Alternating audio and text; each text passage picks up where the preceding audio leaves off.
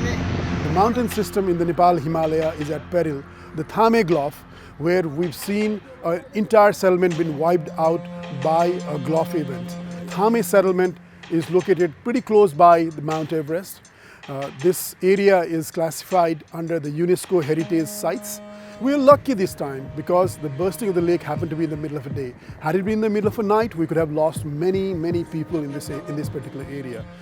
The damages have been mostly into the settlement and the roads and the breezes, hydropower, water supply, and other settlements.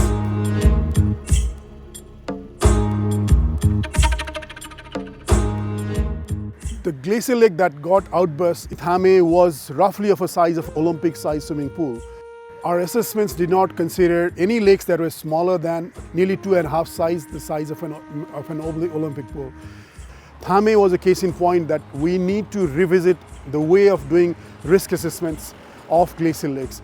It should not be driven only by hazards, the size of the lakes, but also it needs to include the exposed people and infrastructures downstream, and the kind of people living up in their areas.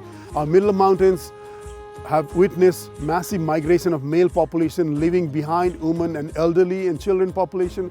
This makes our mountain societies even more at risk due to such climate-induced disasters.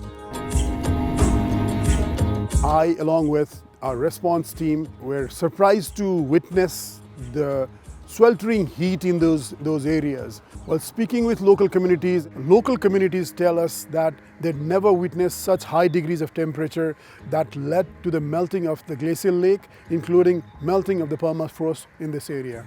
It was clearly attributable that these glacial lake outburst floods and the permafrost melting were clearly attributable to these high degrees of temperatures that were never experienced in these mountain environments.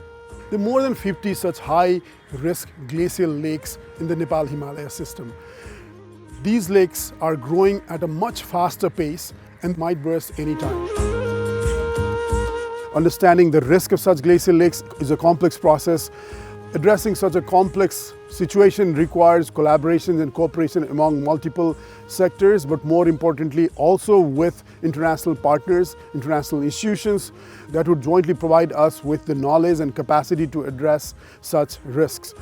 Let's save our mountains, let's save the world.